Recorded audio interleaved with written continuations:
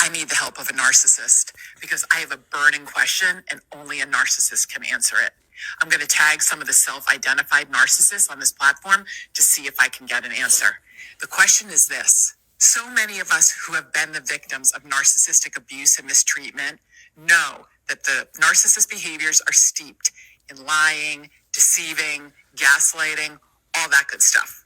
So my question is, when the narcissist is out behaving badly outside the primary relationship, are those activities and behaviors as enjoyable? Do they pack the same punch if you don't have the loving, caring partner at home to deceive? And almost like a part two, is this why a narcissist might repartner so quickly so that they can get the whole ball rolling again? So that they can get a person in place to hurt and deceive and lie to and cheat on? Is that why? I'm asking this in earnest, and I really need the help of a narcissist with this question. I need an answer.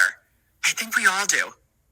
So if you're new here, I'm clinically diagnosed with narcissistic personality disorder, and I've been in psychotherapy for almost 8 years now, which is kind of wild, right? So for me, speaking personally, like the goal of me getting into relationships was never to just gaslight and take pleasure in other people's pain and suffering and things like that. Now, when you get inside of a relationship dynamic, can playing these little games and doing this type of stuff become fun when you're suffering from chronic boredom? Yeah, it absolutely can for some narcissistic people, right? And I truly do believe that a lot of narcissists suffer from like literally chronic boredom. So they'll go outside the relationship dynamic to cause chaos and wreak havoc because they are bored, right? Not necessarily to intentionally hurt the partner or people at home. Now, does the partner at home suffer? Yeah, absolutely, yes. But a lot of times that's not necessarily the intent. Is to just wreak havoc and cause chaos and go out into the world and just being lying and deceiving and things like that. Does that happen? Yes, absolutely, yes. And honestly, when I kind of think deeper into my mind, I think having a partner at home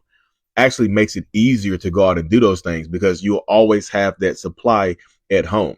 Like you'll be willing to take more chances when you're out and about to play those games and things like that because you automatically have somebody at home who's going to be there for you. So you don't go home to nobody, right? So I don't necessarily think it makes it more fun to go out and do those things, but I do think having a partner at home makes it like kind of part of the game, right? It kind of makes it like easier to go out and it's like, well, if I get rejected, I have somebody at home, ha ha ha, right? So I don't necessarily think the goal has always been to be manipulative and like conning and conniving and things like that. But does that happen? Absolutely, yes. That's a result of narcissistic people doing whatever it takes to try to get supply or whatever, to try to get validation and whatnot. And I think most narcissists don't want to be by themselves because rejection is, they